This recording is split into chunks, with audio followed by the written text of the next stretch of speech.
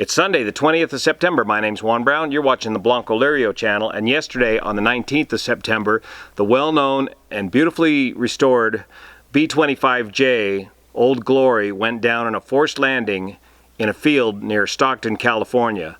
2 of the 3 crew members were injured on board that aircraft. Here's what we know so far.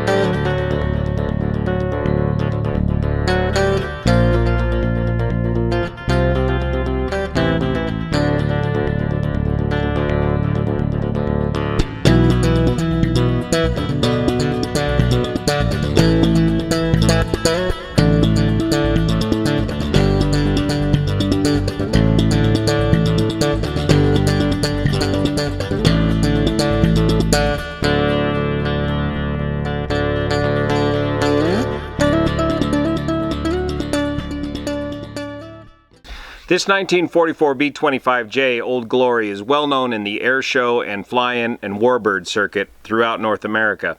It's currently owned by David Prescott of the Prescott Foundation out of Latham, New York, Hangar 743 nonprofit organization. This aircraft was previously owned for many years by John Ward out here in California and participated in many of our local air show and fly-in events, including right here at Nevada County Airport.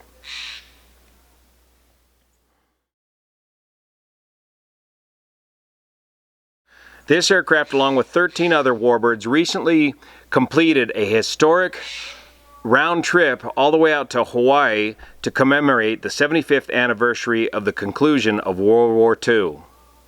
These aircraft were crane lifted onto a Navy amphibious assault ship, the USS Essex, out of Navy North Island, San Diego, and shipped out to Honolulu, Hawaii, and then they participated in several flybys over August 29th and August 30th of this year and September 2nd, commemorating the end of World War II. These aircraft were then craned back onto the USS Essex and floated back over to Navy North Island, San Diego, and lifted off the aircraft. And this particular aircraft, Old Glory, was going to do a series of commemorative flights and visits on its way back home to Latham, New York from California. Yesterday, the aircraft was flown from Chino, California up to Nut Tree, Vacaville, California. Saturday afternoon, the Nut Tree Airport usually hosts an open house where they display these aircraft. And then that evening, Old Glory took off from Vacaville and headed back over to Stockton, where it was believed some maintenance was going to be performed on the aircraft before the aircraft continued on back east to Latham, New York. Initial reports indicate that the B-25 left Chino, California, headed to Nut Tree, did not get any more fuel at the Nut Tree Airport, and then proceeded on to Stockton Airport. Looking at the FlightRadar24 track, it looks like the flight flew down at pretty low altitude, 1,300 feet, about 1,000 feet above the ground. And then within just miles of the Stockton Airport, it appears that both engines failed and the forced landing was made in the farmer's field. The FlightRadar24 data indicates the same. A B-25 with 2 engines out is going to come down at about over 1,000 feet per minute, so within 2 minutes they were on the ground.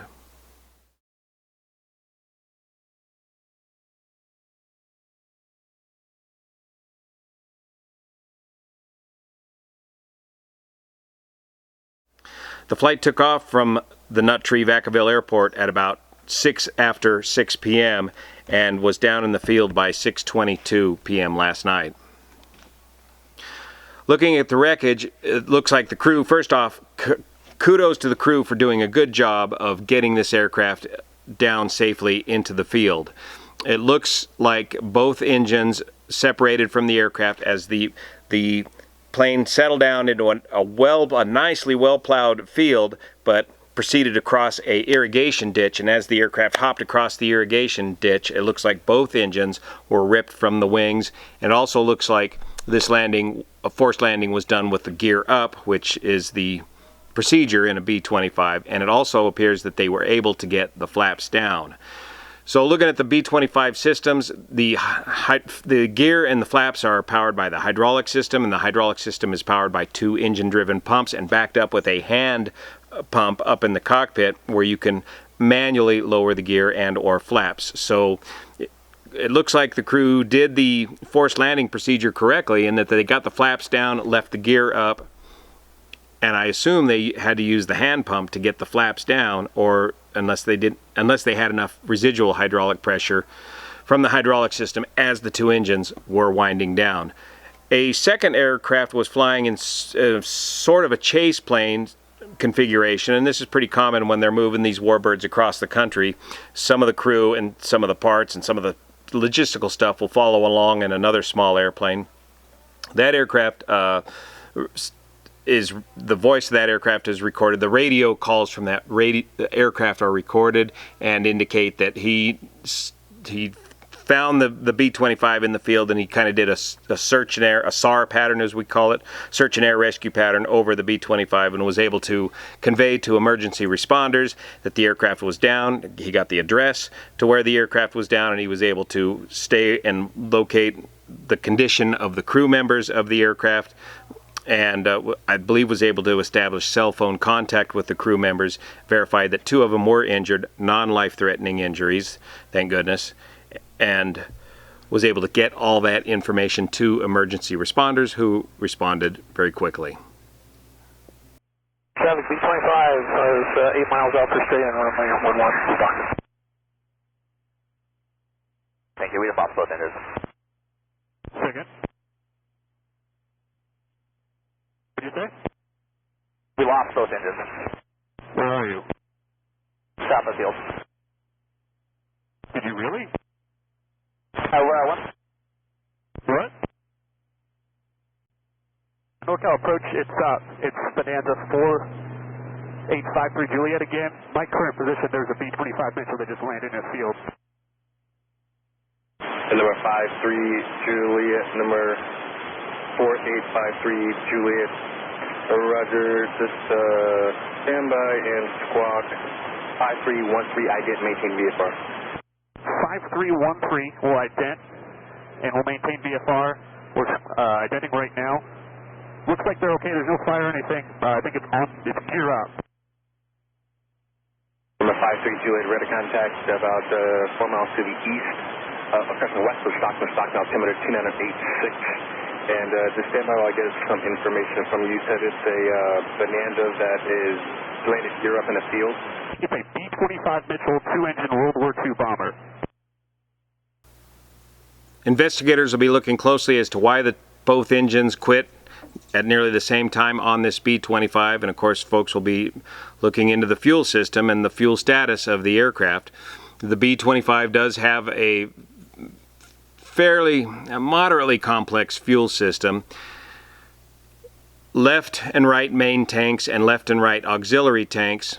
The auxiliary tanks do need to be boost pump fed into the main tanks, and then the fuel is burned from the main tanks into the engines.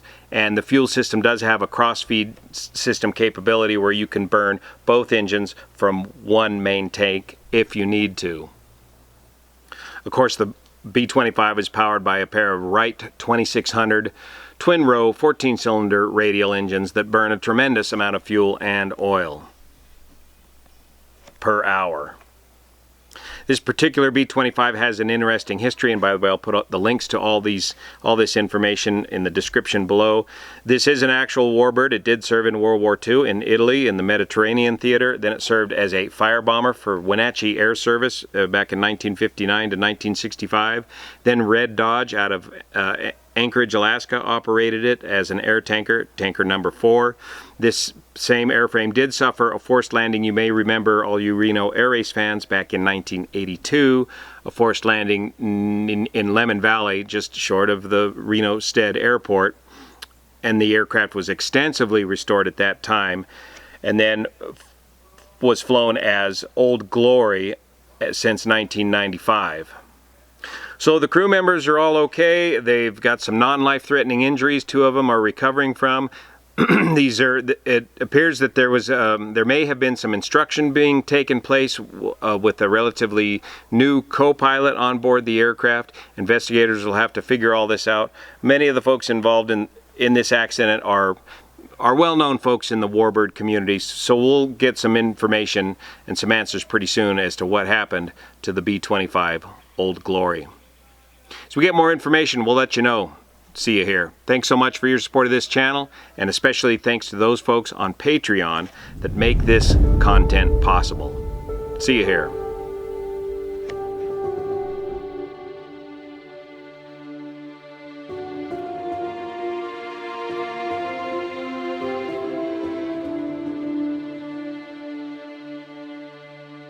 Thank you.